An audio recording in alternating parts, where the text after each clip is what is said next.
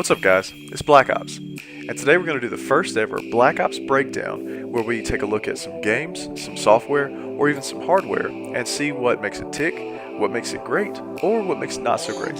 So let's get right into it. Check it out.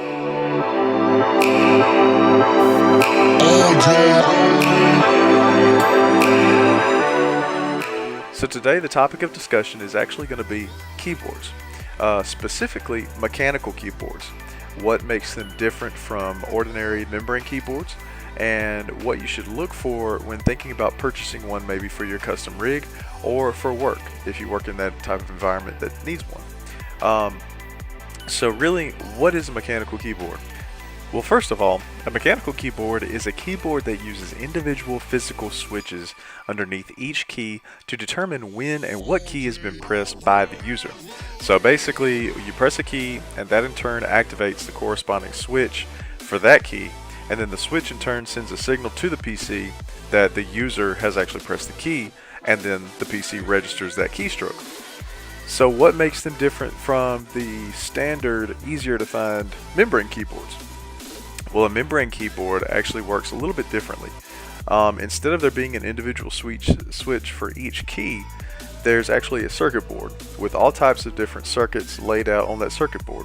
When you press down on a key on a membrane keyboard, it interrupts the circuit that corresponds to that key press, and that is what sends the signal to the PC, registering that it's been pressed.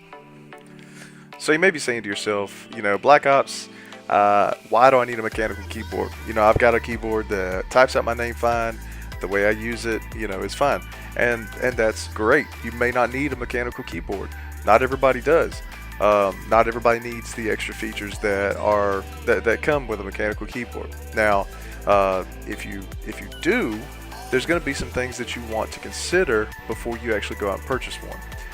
And really briefly, I'm going to touch on what I feel to be the main things that you want to look for or think about before you actually go out and purchase a mechanical keyboard. Number one, the language behind a keyboard or mechanical keyboards. Now, what do I mean by language? I don't mean you need to go out and learn French or Spanish or anything like that to actually buy one. What I mean is there's a lot of terminology that's used in the community, a gaming community, or just around mechanical keyboards that made no sense whatsoever to me when I started looking into it. Things like key rollover and ghosting. See, I didn't know what that meant at first. But what you want to do is you want to sit down and you want to really research the terminology behind mechanical keyboards. That way you know when you go out to look for specific features whether or not you actually need those features. So you might be paying for something that you don't even need. So the first thing you want to do is really research what it means to buy a mechanical keyboard and what each of those features that keyboard may possess actually mean, what they do for you. And that's probably going to be the best place to start, and that's what I would recommend anyone to start before they go looking for one. Number two, the feel. What does the keyboard feel like in the user's hands? This is probably going to be the most important thing that you want to consider. Why? Because you're going to spend a lot of time on your keyboard, whether it's typing out word processing or gaming, which is why we're here, or anything like that. You're going to spend a lot of time with that keyboard. Now, the feel to me is actually how the keys feel when you click each one or when you press each one, and overall the size of the keyboard.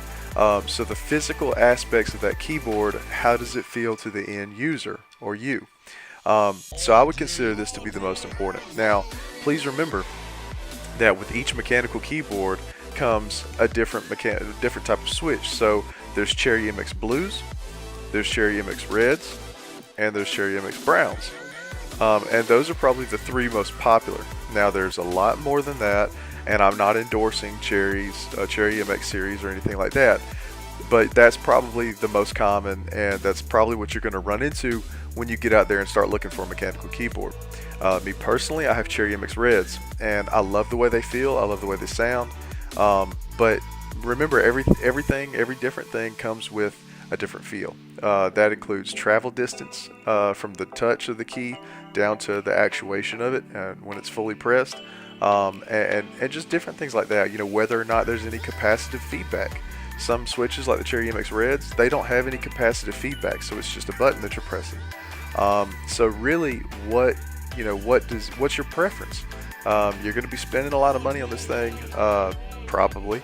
And so you really want to find something that you like, that's comfortable for you to use, and really feels good to you, the end user. Number 3. The third thing that I would consider when going out and looking for a mechanical keyboard is the sound. If you've never used a mechanical keyboard before, I'm going to go ahead and tell you right now, they're loud. A lot louder than membrane keyboards. And that's just because of the way the switches are laid out and how they're designed. And the different switches. Now, like was mentioned, there's so many different options out there. Every switch, just like it has its own feel, it's also going to have a different sound. So you really need to take into consideration, do you want to hear that keyboard?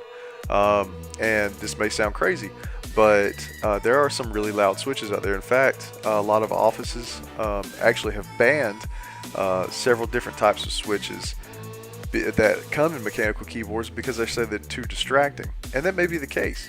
So take into consideration, do you have a roommate, a husband, wife, what have you?